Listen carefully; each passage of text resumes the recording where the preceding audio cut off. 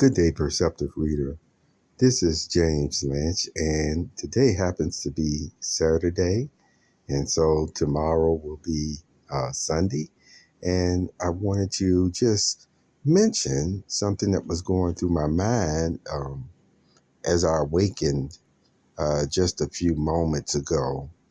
And right away, uh, there was actually a thought.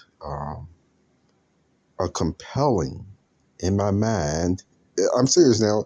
This is something when you first wake up, because sometimes when you wake up, it's almost like, where's the coffee? You can even already know you may do some type of affirmations or what have you, because you have conditioned your mind to that routine that you would do them. Okay, when you first wake up.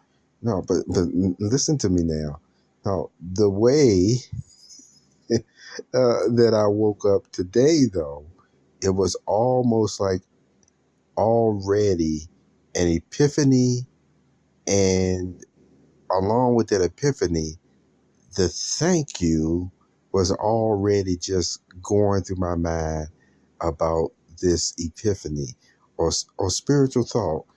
And so if it's a spiritual thought, who was it most likely about? Yeah, you better believe it. It was the grand creator.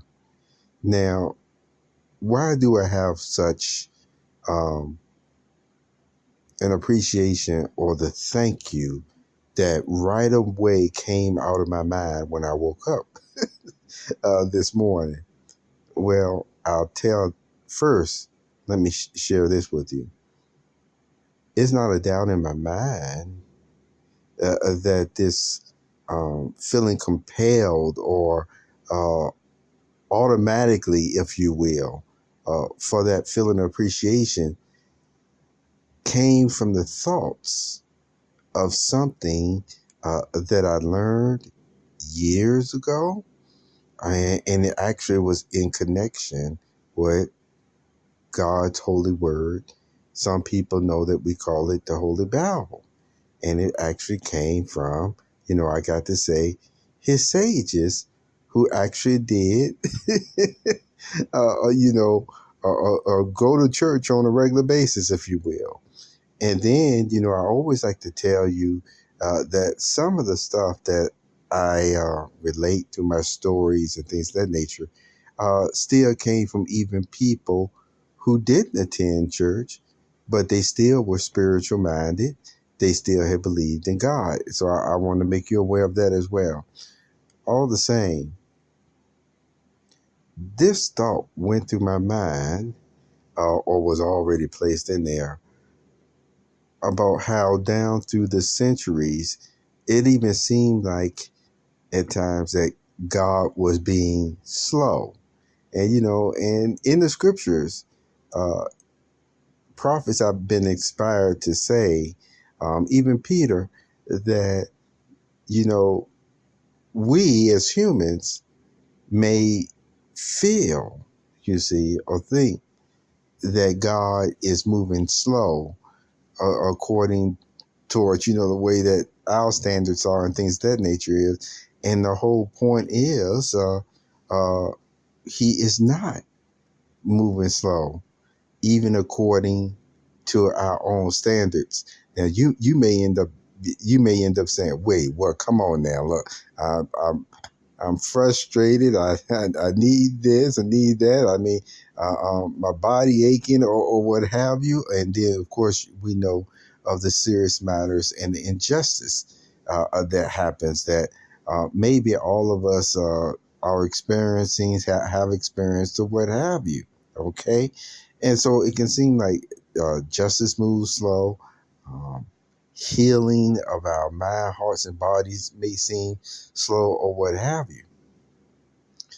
But let me tell you what still came to my mind. I really want to emphasize that aspect of even going down through the centuries where a situation will go on and then God would either, perform a miracle. He would either send in angels, or he would send in messengers, he would send in prophets.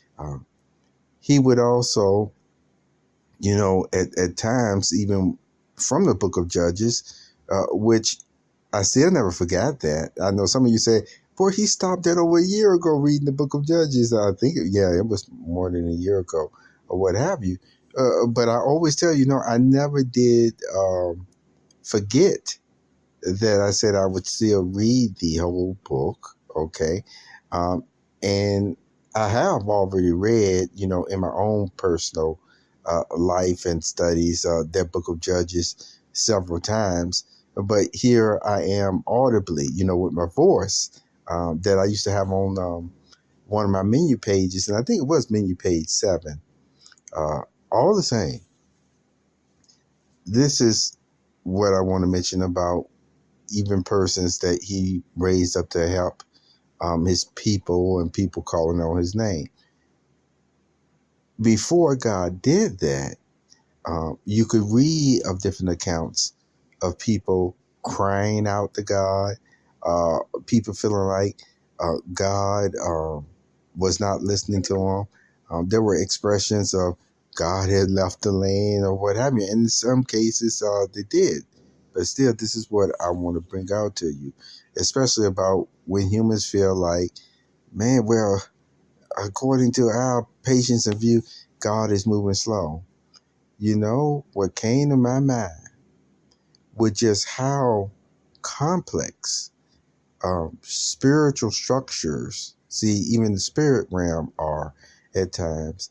Yes, I will tell you in a minute that to God, nothing is complex. There's nothing that he cannot fix just like that. Yet, the love, the trust, the honor that he bestowed upon us with the free will, see what I'm saying, be made in his image, that actually added a complexity to it. Because why? See, that's his love. That also goes to show you just how much power of our free will, our sovereignty, our conscience that he placed in us. Let me tell you, that brings a level of complexity where now, see, this is what I was looking at, that all these many years, even throughout centuries, I was saying, well, why can't God just bring in, you see, his new world this way or that way or what have you?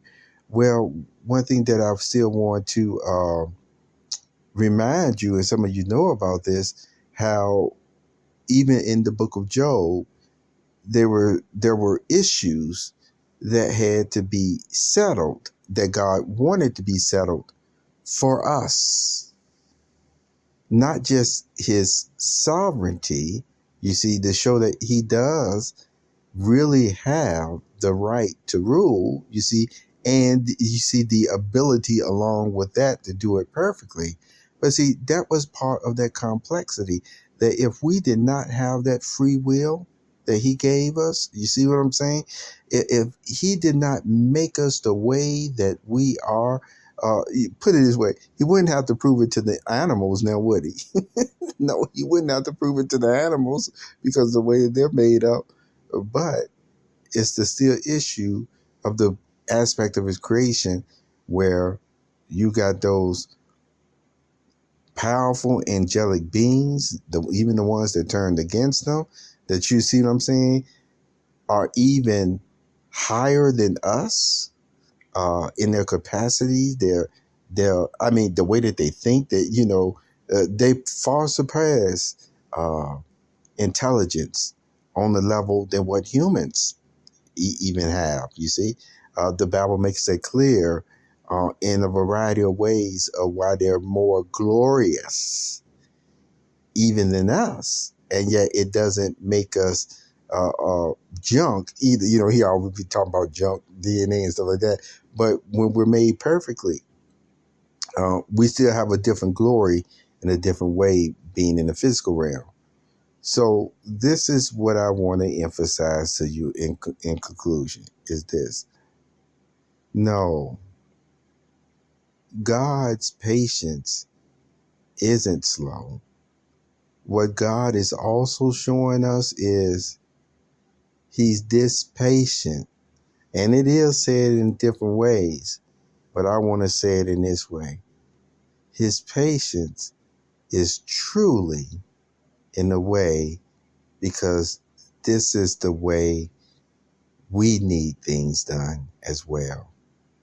We, us humans, us even hurting humans at times, this is the type of patience and love we need to help us get ourselves together, you see.